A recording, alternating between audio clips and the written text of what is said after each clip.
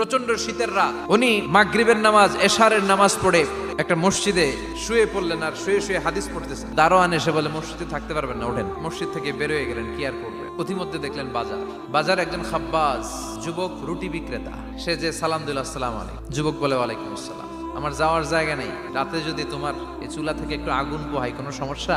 যুবক বলে না না সমস্যা না, আহলান ওয়া সাহলান। আল্লাহ শুকরিয়া করে উনি বসলেন আর আগুন পোহাচ্ছেন, আর খেয়াল করলেন যুবক রুটি বানায় আর পরে আস্তাগফিরুল্লাহ, খালি এটাই পড়তেছে। ইমাম আহমদ ইবনে হাম্বল তো অবাক, কিরে এটা আবার কেমন যুবক, খালি আস্তাগফিরুল্লাহ। উনি প্রশ্ন করলেন যুবক ঘটনা কি? যুবক বলে আস্তাগফিরুল্লাহ আমার সবচেয়ে বেশি পছন্দের আমল, আর এর বদৌলতে আল্লাহ আমারে মুস্তাজাবুদ দাওয়া বানিয়ে দিয়েছে, সব দোয়া কবুল করে নিয়েছে আল্লাহ, একটা দোয়া ছাড়া। কি সেই দোয়া?